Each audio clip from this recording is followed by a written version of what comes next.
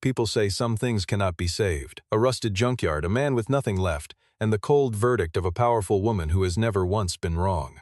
Charlotte Vance stood in the middle of rusted iron and looked at Logan Mercer without blinking. She said it plainly, "This place is trash, sell it before it pulls you under." Logan did not argue. He nodded, turned, and walked away. But inside his mind, a plan had already begun to take shape. One Charlotte had never considered, and one that would force her to redefine two words entirely: real value. What turns a junkyard into a $1 million empire? Press play now and don't miss a single moment of this journey. The morning Logan Mercer drove out to his father's property for the first time as its legal owner, the sky was the color of old concrete, flat gray and indifferent to everything beneath it. The sign at the entrance read Mercer's Yard in faded black paint. The metal post it was bolted to had rusted through at the base, and the whole thing leaned at an angle that made it look like it had long since given up. Logan sat in his truck for a long moment before he stepped out. He was 40 years old that winter, broad-shouldered with a mechanic's hands. The kind of hands that knew the weight of a torque wrench the way a musician knows the neck of a guitar. The lines in his palms had engine oil in them that no amount of scrubbing had ever fully removed. He had spent 15 years as a lead technician for one of the region's largest freight haulers, diagnosing engine failures, rebuilding transmissions, keeping entire fleets moving through ice and heat and driver error. He understood the anatomy of a commercial vehicle the way a surgeon understands the body. Not from textbooks alone, but from the particular intimacy that comes from putting your hands inside something broken and finding your way to what went wrong. Then the company restructured, and Logan's name was first on the severance list. His father, Harold Mercer, had run the yard for 30 years, collecting decommissioned trucks, salvaging parts, living quietly off the margins of the freight industry. Harold had died of a stroke 3 weeks earlier, quietly in the office chair that still sat behind the desk in the leaning wooden building at the back of the property. He had not been a wealthy man. What he left behind was a junkyard nearly 3 acres in size, 60 or so retired trucks in various states of decay, 3 40-foot steel containers, 4 diesel generators that had not run in years, a workshop with a corrugated tin roof, and a debt of roughly $220,000, split between the bank, the county tax office, and a materials supplier Harold had owed since the previous spring. Logan's older brother Jason had made his position clear inside 48 hours of the funeral. He signed a formal waiver of inheritance rights without sentiment, told Logan the place was a money pit, and drove back to his life in another state. Logan was the one who signed for everything, not because he had a plan in that first moment, but because the yard was the last thing his father had built, and he could not watch a stranger buy it at auction for the price of the land alone. The bank sent a notice shortly after. Logan had 90 days to demonstrate sufficient financial activity, or the property would be placed in foreclosure proceedings. He had just under $3,000 in his checking account. Caleb, Logan's son, was 20 years old and living with his father after walking away from his second year of college without finishing the semester. He stood at the edge of the yard on that gray morning and looked out at the rows of dead trucks, the rusted containers, the weeds growing through cracked asphalt, and asked quietly, "You sure about this, Dad?" Logan did not answer right away. He walked to a spot near the fence line where a pipe wrench lay half buried in gravel, picked it up, wiped it clean on the leg of his jeans, and tucked it into his jacket pocket. Then he turned and started walking the perimeter of the yard, slowly, systematically, the way a technician walks a machine before deciding what it needs. He did not answer Caleb's question with words. The answer was in the way he moved. Charlotte Vance arrived 9 days later in a black SUV that was too clean for a property like this, followed by a second vehicle carrying 2 members of her team. Charlotte was 38, with the posture of someone who had learned that the way you walk into a room determines how much of the conversation you control before a word is spoken. She had built Vance Freight and Development from a regional logistics brokerage into the largest freight and commercial real estate operation in the area over 8 years. Not through charm, though she had plenty of it, but through the kind of relentless accuracy that makes other people in a room feel slightly behind. People respected Charlotte Vance because she was almost never wrong. The land that Mercer's yard sat on was the reason she had come. The property bordered Interstate 40 at a junction her development team had flagged 2 years earlier as ideal for a large-scale freight service terminal, high traffic, underserved, positioned between 2 commercial zones that had expanded faster than the infrastructure supporting them. She had sent a broker to make an offer. Logan had politely declined, so Charlotte came herself. She walked into the yard in a gray suit and low heels that were entirely wrong for the terrain, and she found Logan exactly where a man like him could be expected, flat on his back under the chassis of a 1999 Freightliner, working the undercarriage with a socket wrench. He heard her footsteps, finished what he was doing, and rolled out from beneath the truck without rushing. He stood, wiped his hands, and looked at her. Charlotte did not waste time on pleasantries. She laid out the offer, a purchase price at current assessed market value for the land and structures, given the outstanding debt burden. It was a number that would clear Logan's obligations and leave him with a modest remainder. Logan listened without interrupting. When she finished, he asked simply, "Why would I sell?" Charlotte looked around the yard with the expression of someone who has just been asked why water is wet. She said, "Because you're standing in the middle of a junkyard, Mr. Mercer. Honestly, this has no future. Sell before the bank takes it. At least you'd walk away with something." She said it cleanly, without cruelty, which almost made it worse. Before she left, she said one more thing, clearly enough that both her team members heard it. "I've watched people try to save places like this. They always fail harder than if they'd just let go." She set her business card on the hood of the nearest truck and walked back toward her vehicle. Logan picked the card up, looked at it for a moment, and slid it into his shirt pocket. He turned back to the Freightliner and crouched down to resume work. Word traveled the way it always does in communities built around truck stops and loading docks and early morning radio. Within 48 hours, 3 drivers who had done business with Harold Mercer called Logan to ask if the rumors were true, if he was selling. Logan told each of them the same thing, not yet. He did not explain what the yet meant. What he did instead was spend the next 3 days walking every inch of the property with a small spiral notebook, writing things down, not feelings, not hopes, but specifics. Measurements, mechanical assessments, load calculations. The kind of notes a man makes when he is not dreaming about something but planning it. What Logan Mercer saw when he looked at Mercer's yard was not what Charlotte Vance saw, and the difference between those two visions was the entire distance between his situation and his future. Charlotte saw 3 acres of debt, rusted iron, and liability. Logan saw a logistics node that no one had thought to build yet. The property sat at mile marker 41 on Interstate 40, 12 miles from the nearest truck stop and over 20 from any emergency road service depot. Every day, hundreds of commercial vehicles rolled past the entrance. Brake failures, blown tires, transmission drops. Engine faults at speed in the passing lane. Logan had worked in freight long enough to know that the most expensive problem a carrier can have is a load delayed in the middle of nowhere with no service option within a reasonable radius. The yard's location was not a liability. It was a gap in the market sitting on land his father had accidentally held for 30 years. Logan cataloged the trucks with the thoroughness of a man who had spent 15 years diagnosing machinery for a living. Of the 60-odd vehicles on the property, 9 had engines that could be returned to operational condition. Electrical failures, auxiliary transmission faults, damaged cab systems, nothing structural that a skilled technician with parts and time could not address. 17 more were too far gone to restore but rich in salvageable components: differentials, fuel pumps, air brake assemblies, starter motors, rubber seals, exhaust fittings. He pulled random parts from several of those trucks and confirmed his estimates on the spot. The 3 steel containers were dirty and one had a compromised door seal, but they were structurally sound. Standard 40-foot units that, cleaned and fitted with basic pallet wood flooring, could serve as short-term freight storage for carriers whose delivery schedules outpaced their warehouse capacity.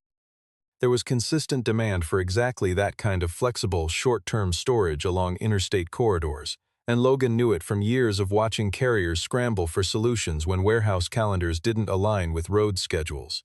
2 of the 4 generators could be repaired.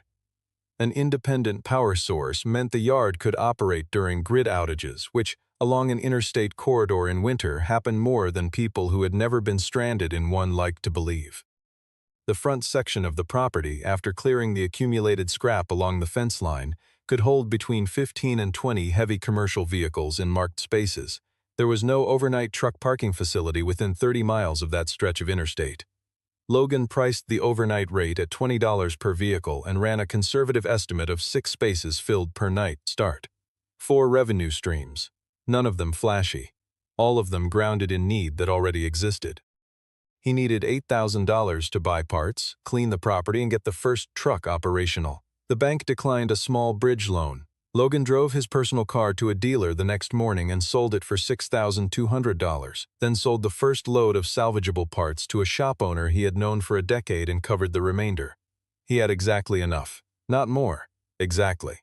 He worked on the Freightliner for 14 days straight. 6 in the morning until nearly midnight most nights. Alone in the workshop with a trouble light hung from the ceiling and a space heater that barely kept the cold from settling into the concrete floor. The truck was a 2009 model, a Class 8 heavy-duty, and Logan replaced the transmission auxiliary unit entirely, rebuilt the air brake system, replaced the wiring harness on the cab side, patched the trailer coupling mechanism, and drove it in loops around the property at 2 in the morning to listen for problems before they became surprises. The work required the kind of concentration that leaves no room for doubt, which was perhaps part of its value during those 2 weeks. While his hands were on the truck, his mind was not on the foreclosure notice, not on the bank's 90-day window, not on Charlotte Vance's expression when she looked around the yard.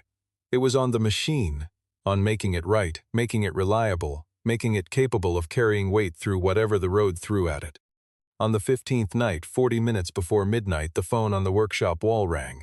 It was an old landline, Harold's still connected.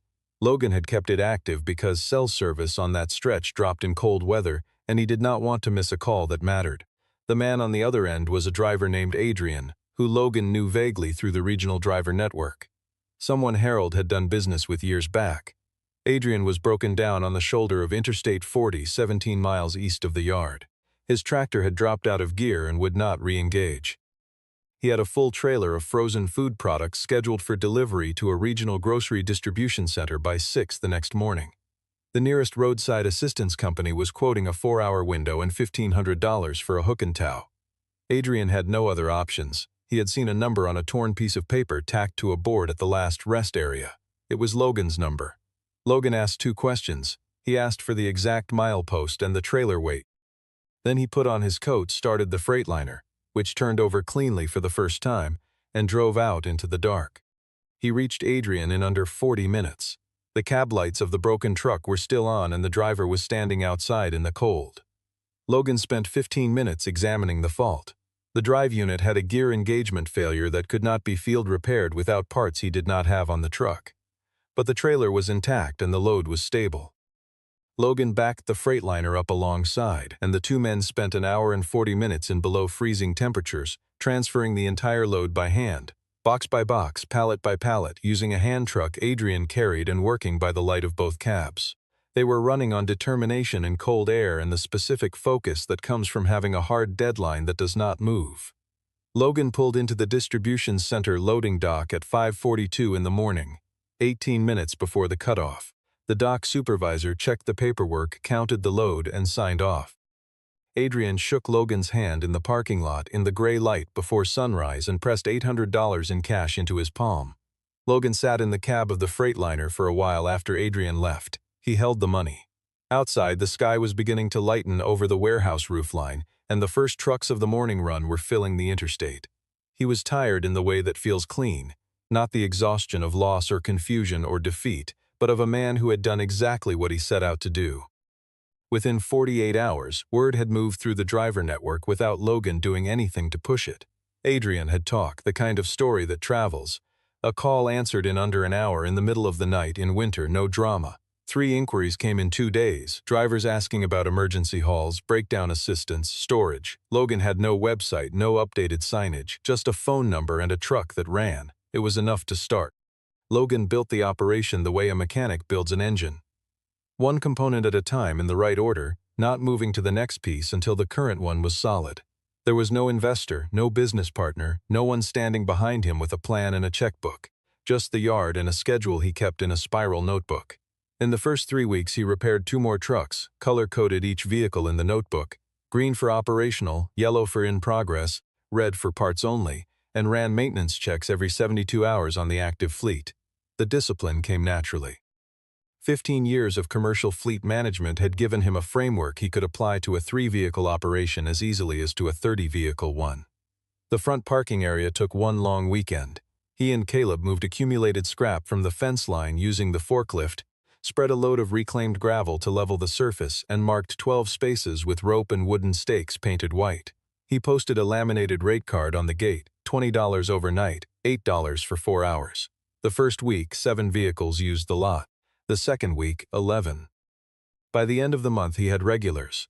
Long-haul drivers who had discovered that the lot was clean, safe, the right distance from the interstate, and cheaper than anything within 30 miles.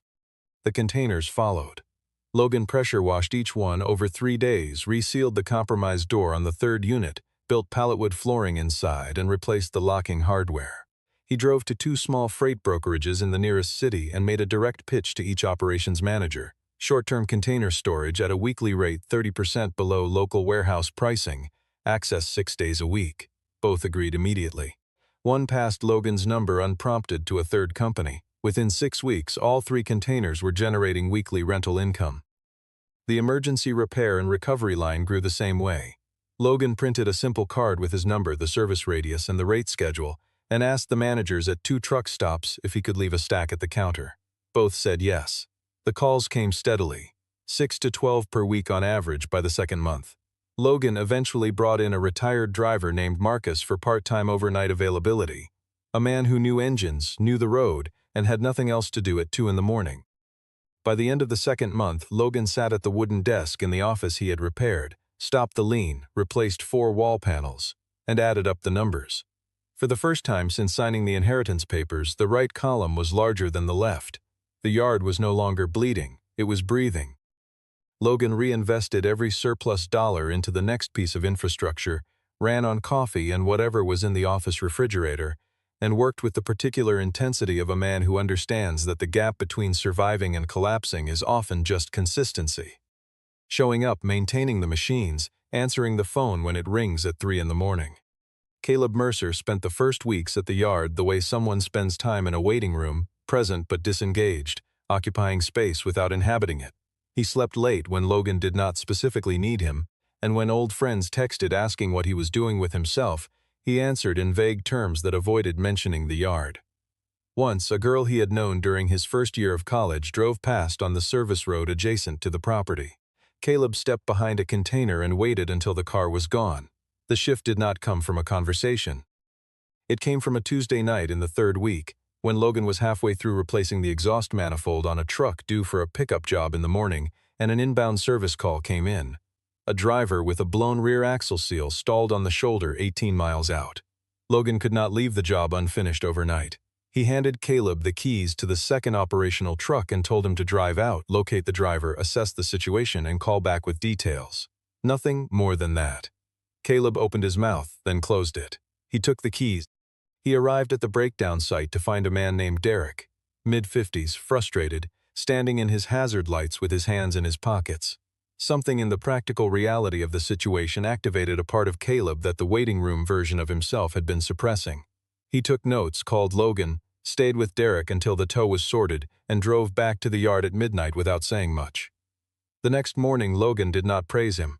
He asked one question. "You want to learn how to run the scheduling?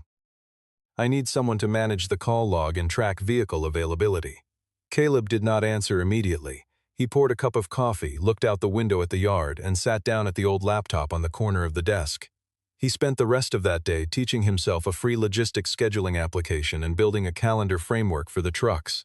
By evening he had a working system, rough but functional. Logan looked it over in silence and used it for the next morning's jobs. An offer arrived 4 weeks later through an old connection. A junior coordinator role at a distribution company in the city, decent starting pay, office work.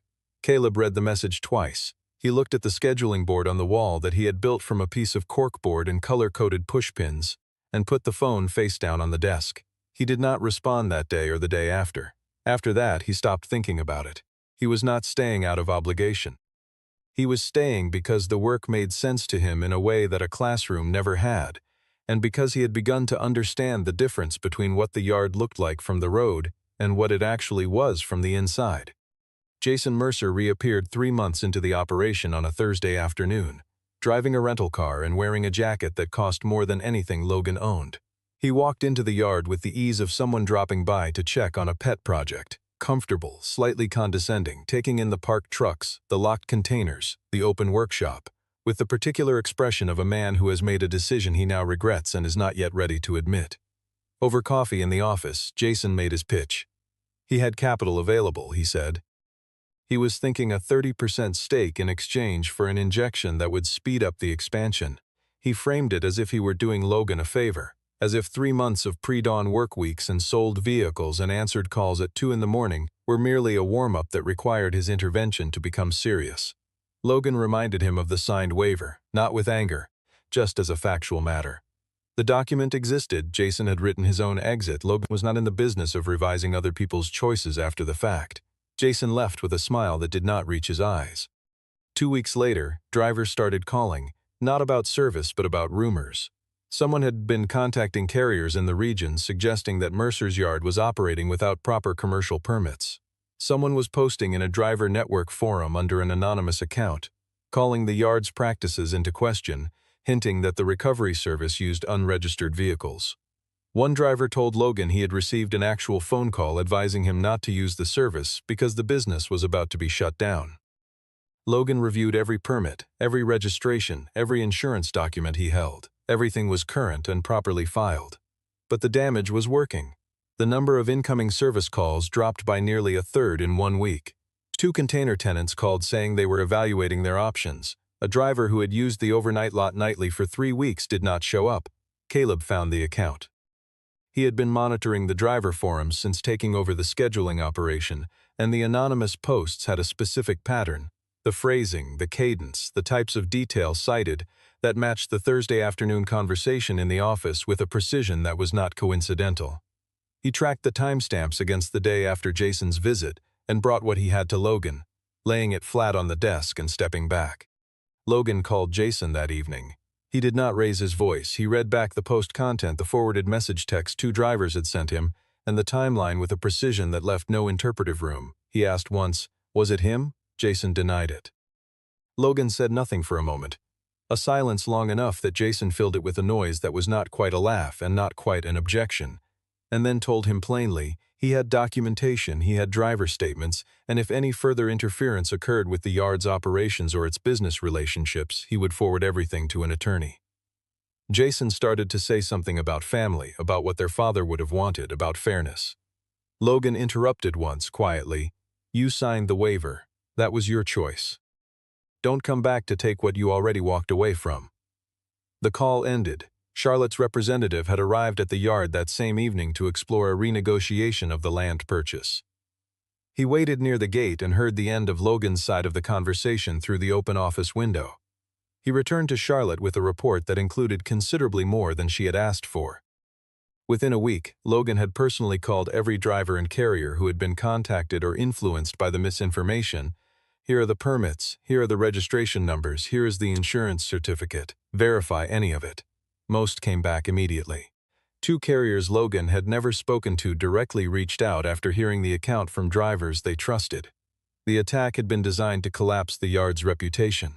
It had instead introduced Logan Mercer to a wider audience of people who respected a man who called them personally and told the truth. February on Interstate 40 was nothing to be casual about.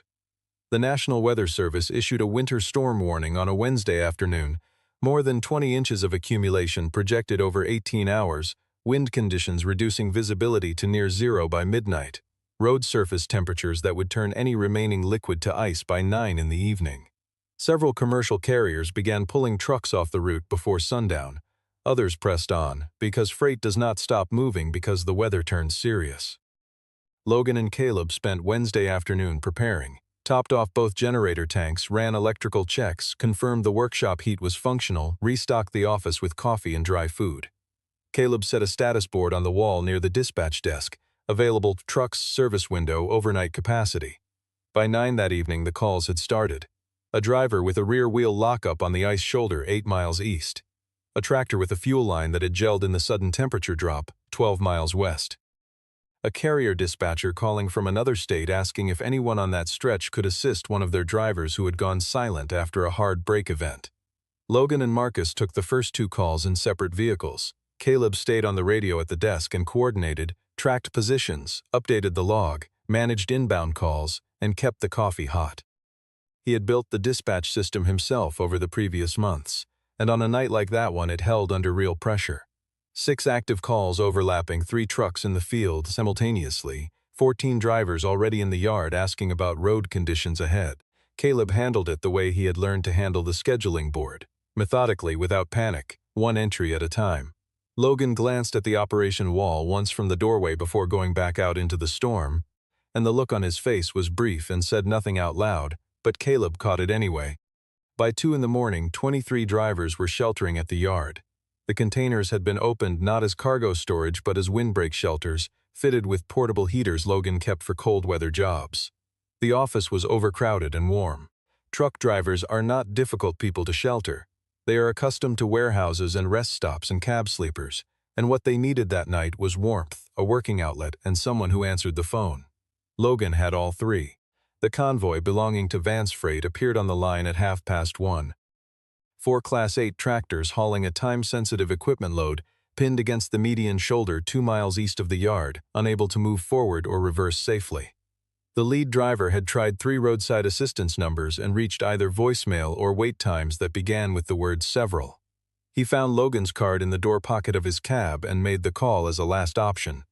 Logan answered on the second ring. He went out twice more that night and brought all 4 Vance trucks in himself. 2 runs with his most capable recovery rig, navigating a road that was white in every direction and barely distinguishable from the fields surrounding it. He had all 4 vehicles secured in the yard by 3:30. The lead driver shook his hand and called the dispatcher and gave a full account. The dispatcher called Charlotte. She arrived the following morning at 8:45, when the storm had backed off to light flurries and the county plows were making their first pass. She drove herself, no team, no assistant. She stood at the gate for a long moment before entering. The yard in front of her held more than 30 commercial vehicles in clean, organized rows. Drivers were moving around, checking their rigs, helping each other. Caleb was at the office door with a clipboard and a headset, managing the departure schedule 1 vehicle at a time with the systematic patience of someone who had built the process himself. And Logan was sitting on the hood of a truck near the back of the lot, drinking coffee, watching the road clear. He saw her. He did not get up. Charlotte walked across the lot, past rows of trucks, past the containers and the workshop and the generators humming steadily in the cold. She stopped near Logan's truck and looked at the yard. Really looked, without the lens of acquisition or competitive strategy. She said almost to herself, "I was wrong about this place." Logan poured a second cup of coffee from the thermos he was holding and set it on the hood beside him without speaking. She could pick it up or leave it. She picked it up. 2 weeks after the storm, a formal meeting invitation arrived from Vance Freight and Development, printed on heavy stock in an envelope that communicated its own seriousness. Logan drove to the Vance offices in work clothes, arrived on time, and sat down across from Charlotte at a conference table that cost more than his first year's revenue projections. Charlotte had prepared. A bound proposal sat in the center of the table. She opened it and walked through the terms. A full acquisition of the Mercer's Yard property, land, structures, equipment, at $1,200,000. She said it plainly, acknowledging up front that the figure was a significant upward revision from the original offer, and that the revision reflected the actual strategic value of the location, which she acknowledged she had initially undervalued. She said, "This is a fair price. I'd like you to consider it seriously." Logan took the proposal. He read it front to back, page by page, without asking questions and without expressions that gave anything away. When he finished, he closed it and slid it back across the table. He said, "After the debt, I walk away with roughly $800,000. That's a single event. Right now, the yard generates enough on 4 revenue lines to clear that same number in about 3 years, and then it keeps generating. Selling trades an income-producing asset for a one-time payment. That's not a good deal." He said it without apology, without aggression, just as a matter of mathematics. Charlotte was quiet for a moment. Then she asked, "What do you want?" It was a question she did not often ask. Logan reached into the inner pocket of his jacket and placed a folded piece of notebook paper on the table. He smoothed it flat. It was handwritten. Not a prepared document, just terms he had thought through over the previous 2 weeks and written in his own words. He talked through them. Vance Freight would redirect all emergency road service and short-term freight storage in the corridor to Mercer's Yard as its primary service provider. Logan would build out the infrastructure to handle the volume. Revenue would split 60% to Logan, 40% to Vance. With no purchase of land, no equity stake, no operational control for Charlotte. She would be a revenue partner. He would run the yard. Charlotte picked up the paper. She read it twice. She set it down. There was a version of this moment where she pushed back, negotiated the split, inserted a buyout clause, added a governance provision that would give Vance leverage over time. She had done all of those things in rooms like this, at tables like this, many times. But she looked at the handwritten page and thought about a man who had turned a condemned junkyard into the only operational service hub on 40 miles of interstate during the worst storm of the decade. Not with capital or connections or a management team, but with preparation, consistency, and the specific knowledge that comes from understanding how things actually work rather than how they look on a spreadsheet. She said, "I'll have legal draft the formal agreement based on these terms." She picked up a pen from the table and signed the handwritten page at the bottom, not as a final contract but as a letter of intent, an acknowledgement that these were the terms they were working from. Before signing, she looked up once. "I told you this place had no future." Logan said, "You saw what it looked like from the outside, that's a different thing." They shook hands across the table, firm, clean, no sentimentality. Two people who had finally assessed each other accurately and found the terms that made sense. Logan walked out of the Vance offices into the afternoon and drove back to the yard, the signed page in his jacket pocket, and got back to work. 8 months passed. The yard was paved, not the whole property but the service roads and the parking area and the apron in front of the workshop, laid with commercial-grade asphalt and marked with painted lines and directional arrows that Caleb had measured stenciled himself over a long weekend in September. A proper sign stood at the entrance, Mercer Logistics and Recovery Hub, white letters on a dark green ground, lit by 2 overhead fixtures that came on automatically at dusk. The containers had been expanded to 5 units, all interconnected with a covered walkway and numbered on their doors. The workshop had a second bay, a proper hydraulic lift, and a parts inventory system Caleb had built in a database application over a series of evenings. The dispatch office had 2 screens, a radio unit, and a wallboard tracking vehicle status in real time. The opening was not a gala. Logan was not built for galas. It was a working Thursday morning at 9. About 40 people present. Drivers who had used the yard from the beginning. Operations managers from 4 carriers that had become regular accounts. Marcus, who had gone from part-time overnight help to full-time recovery team lead. Adrian, who had driven 200 miles to be there and who shook Logan's hand for a long time before letting go. Charlotte Vance arrived with 1 person from her legal team, not as a principal but as a partner, and stood near the back of the crowd. Before the ribbon was cut, Logan called Caleb forward. He did not give a long speech. He said, "The person running operations at Mercer Logistics and Recovery Hub from today forward is Caleb Mercer." He held out a single key on a plain ring, the key to the dispatch office. Caleb took it in both hands. He held it for a moment and looked at the yard, the paved lot, the containers, the workshop with its 2 bays, the sign at the entrance lit against the gray morning sky. And something moved across his face that was not quite pride and not quite relief, but something between the two that does not have a clean name. Later, when the small crowd had spread across the lot and conversation had settled into the easy register of people who have watched something difficult become real, Charlotte stood beside Logan near the back fence. She looked at the yard and then at the interstate beyond it. She asked, "Did you know that first day, that it would become this?" Logan said yes. Charlotte was quiet for a moment. "Then I didn't see it." He said, "You see it now." Jason Mercer was not there. He had not been invited and he had not called. That part of the story had ended quietly, the way certain chapters do. Not with confrontation or reconciliation, but with the passage of time and the absence of a person who had chosen twice to walk away.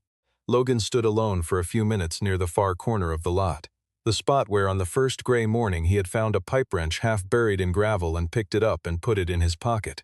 That corner was now a marked parking space. A silver flatbed sat in it, engine ticking as it cooled. He looked at the yard. He thought about his father, who had held this place for 30 years without knowing what it could become, who had walked its perimeter the same way Logan had walked it on that first gray morning, picking up tools from the ground, keeping the gates oiled, believing without being able to say exactly why that the land had more to offer than it currently showed. Harold Mercer had kept it because it was his, because he was loyal to the things he owned and the ground he stood on, because he believed that things had value that was not always visible on the surface. Logan had inherited more than the property. He had inherited the instinct, and he had done what his father never had the chance to do. He had proved it.